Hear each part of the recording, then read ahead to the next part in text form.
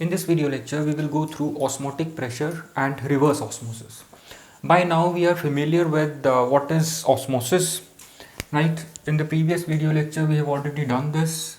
Just to brief you on this, if this is a semi-permeable membrane, if I separate solution from its pure solvent, or a high concentrated solution and a low concentrated solution, the net flow of solvent molecules would be from solvent towards solution, or from solution of low concentration to a solution of high concentration.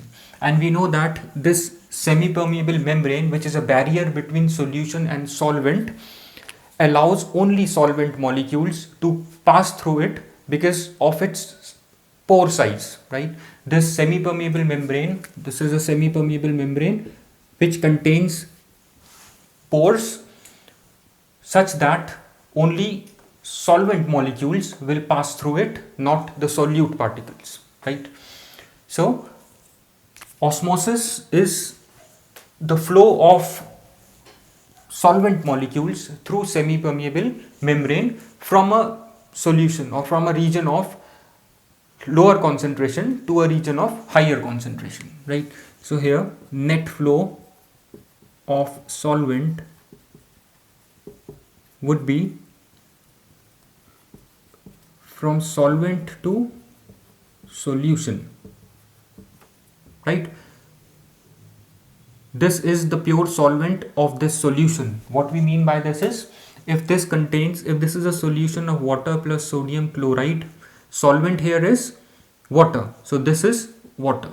This is pure solvent, which is water, right? So net flow would be from water, net flow of solvent molecules would be from water to sodium chloride solution, right?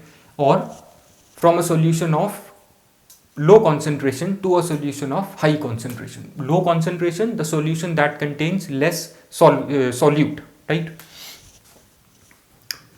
So net flow would be from solvent to solution, or from solution of low concentration to solution of high concentration, right? This LC is for low concentration.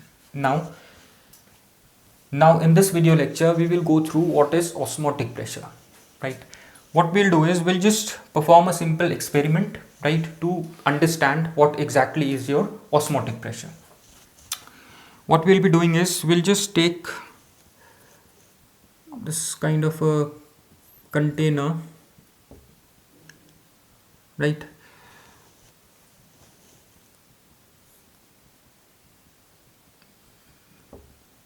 This is how it looks like.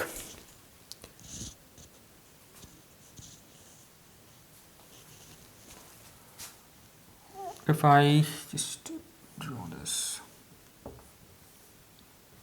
right, this is a container, right, and we will divide this container using a semi-permeable membrane, and in this side of the container,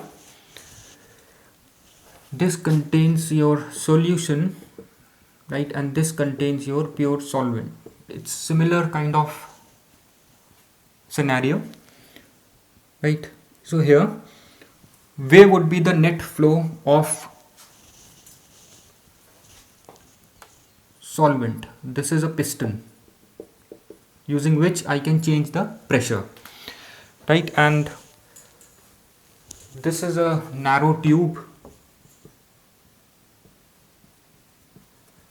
right, and you can see a level of water in this narrow tube, right? And this is your pure solvent, this is your solution, right, and this is your semi-permeable membrane. As per process of osmosis, solvent, let's call this solvent compartment as SV and this solution as SL, right? Net flow of solvent would be from this compartment that contains solvent to SL, solution, right? This is your net flow. Okay, one more thing. Since I said in the beginning that this semi-permeable membrane will allow only solvent molecules to pass through it, to cross it, right? Because of its pore size. It won't allow solute particles to pass through it. So, and the net flow, we are using the term net flow, which means net flow of solvent would be from pure solvent to solution, right? But some solvent molecules will pass from solution to solvent also, right? There is movement from solution to pure solvent as well, but more solvent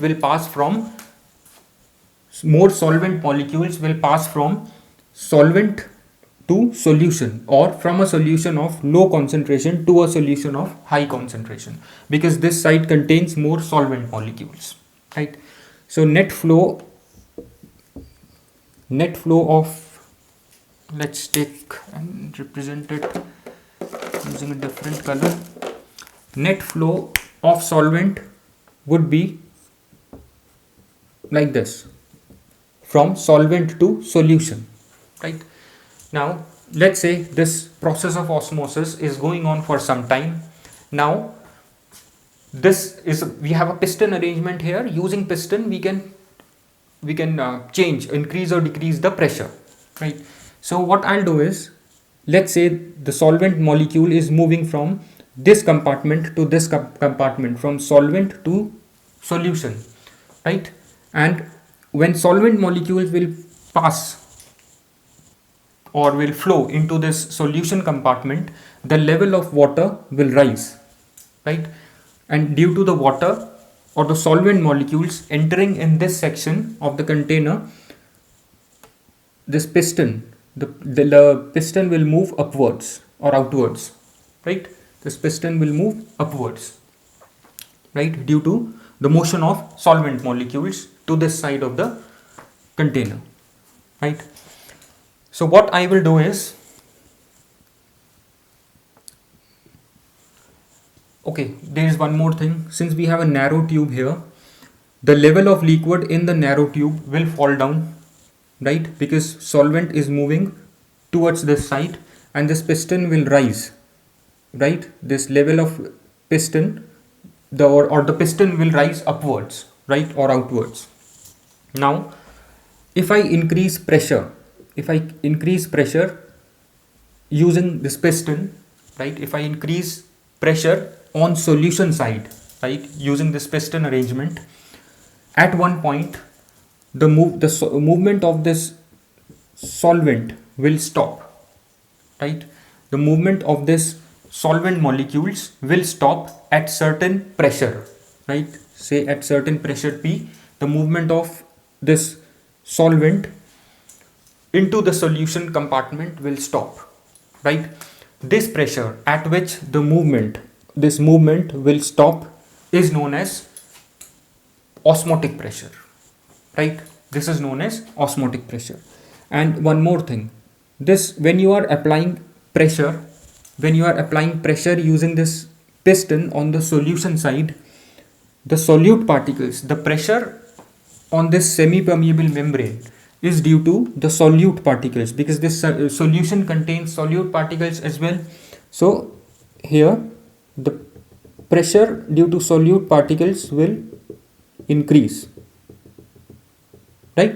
Pressure due to solute particles will increase on increasing the pressure on the solution side.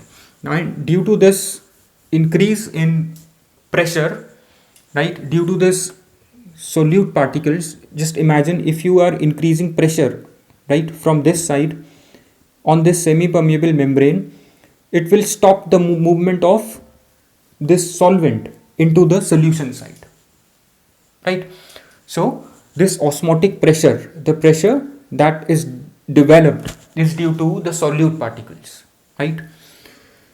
So I'll repeat, this is a very simple experiment, right? This is an arrangement. This container is divided into two halves using this semi-permeable membrane. One side of it contains solution, the other side contains the pure solvent, right?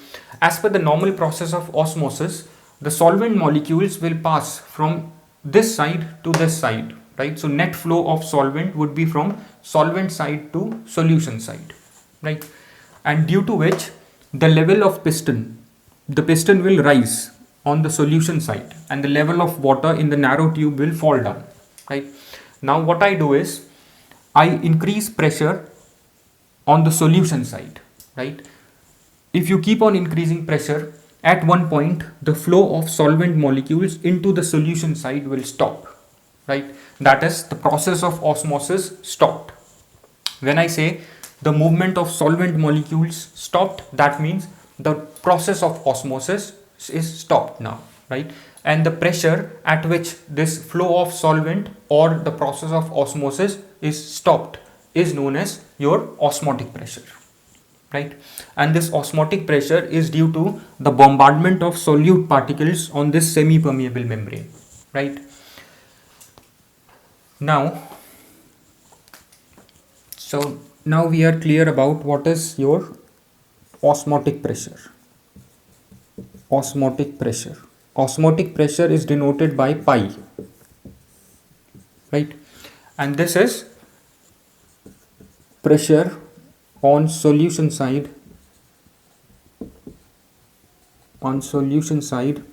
at which osmosis stops, or net flow of solvent is stopped, right? This is your osmotic pressure. Now let's see what is reverse osmosis. By reverse osmosis, just try to guess or try to just imagine what could be reverse osmosis. When we say reverse, it's just opposite of osmosis, right? In what sense it is opposite? Just look into that. If I increase the pressure at one point, the process of osmosis will get stopped, right? The process of osmosis would be halted or stopped at one pressure P. That pressure is known as osmotic pressure. Now, if I increase the pressure further, right? On increasing the pressure further, now what will happen? The movement of solvent molecules earlier, right, when osmosis was going on, was towards this side, right?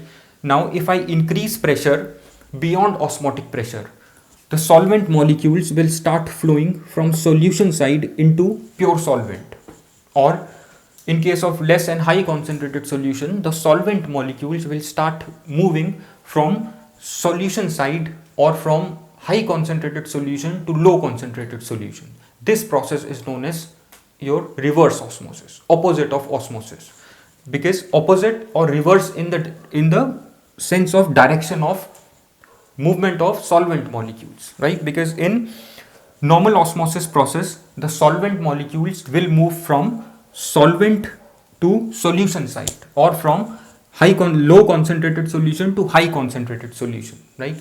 On increasing pressure beyond osmotic pressure, the solvent will start moving, or the solvent molecules will start moving from solution side to solvent size. This is known as your reverse osmosis. This is known as reverse osmosis, right? So, and remember, reverse in the sense of direction of flow of solvent molecules. Reverse osmosis will result on increasing pressure beyond osmotic pressure. On increasing pressure, let me change this. On increasing pressure beyond osmotic pressure, right? The net flow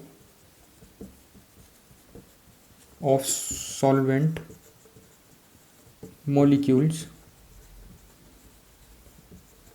will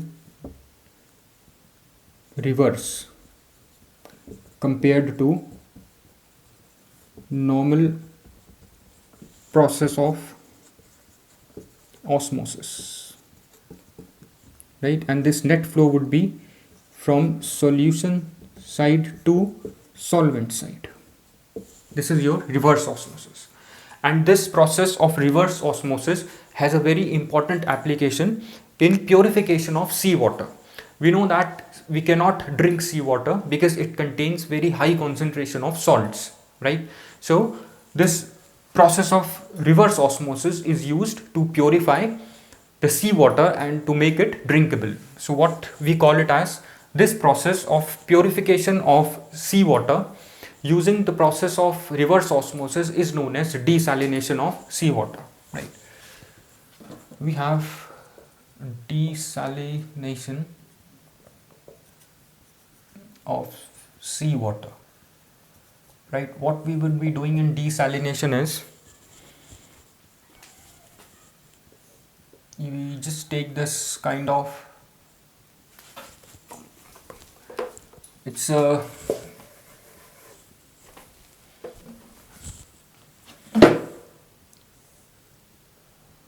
this is the kind of apparatus or the arrangement, to be correct, right? You can find the similar diagram in your book as well,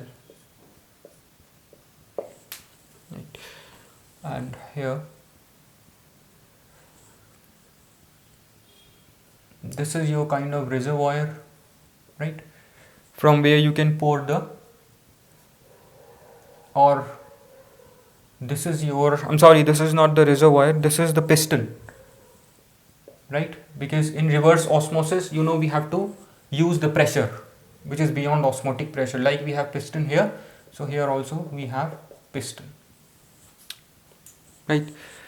And this is your, let's say, since we are doing reverse osmosis, so we need a semi-permeable membrane which will allow only water molecules to pass through it. So this is your semi-permeable membrane, and here it contains your seawater, right? And here it contains pure water, right? This is the outlet for fresh water. What I'll do is, I'll increase the pressure on the side of seawater, right? I'll increase the pressure beyond osmotic pressure at the side of seawater. So when I increase pressure more than osmotic pressure on the seawater side here, it will allow the reverse osmosis will start. Reverse osmosis, that is, solvent molecules or the water, pure water, will start moving from seawater side to pure water side, right? And salts will remain here. Because why salts will remain here? Because both the seawater and pure water are separated by a semi-permeable membrane, and semi-permeable membrane will never allow the movement of salts. It will only allow the movement of solvent molecules. Here, water molecule will move when pressure is increased beyond pi, which is your osmotic pressure. When I increase pressure beyond osmotic pressure, the movement of water will start towards pure water side, and from here you can collect the pure water, right? And this process requires a very high amount of pressure, right? And this process is known as desalination of seawater, right? This is your desalination of seawater,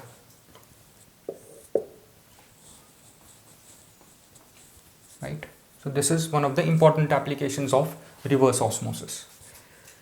Now there is one more experiment that is there in the process of osmosis. What we will do is, this is an arrangement, simple arrangement, which now you will easily understand because now you are familiar with the process of osmosis, right? This is your Thistell funnel,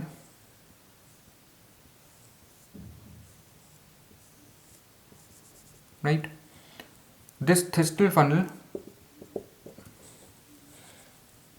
the liquid inside this Thestel funnel is your sugar solution, right? And here outside contains solution. Sorry, it contains solvent, which is your water. This is solution of sugar in water, right? So this is your concentrated solution, right? And this is your dilute solution, right? So this process, what will happen? This is your concentrated solution, right? This Thestel funnel contains concentrated solution, and if I invert this Thestel funnel inside this container that contains your pure water, right? What happens is, and this Thestel funnel has a semi-permeable membrane at its mouth here, right? So what happens is, now inside the Thestel funnel we have a sugar solution, which is a concentrated solution, and outside it we have pure water, which is a dilute solution, or it's a pure solvent, and here we have solution, right, inside the Thestel funnel. Now what will happen? Water will start, and now both the solutions are separated by a semi-permeable membrane, right, which is here. Now we have a similar situation like here. This is your solution, right? Inside the Thestel funnel you have a solution, outside is your solvent, which are separated by a semi-permeable membrane, right? So now the normal process of osmosis will start, due to which water will start moving inside the Thestel funnel, right?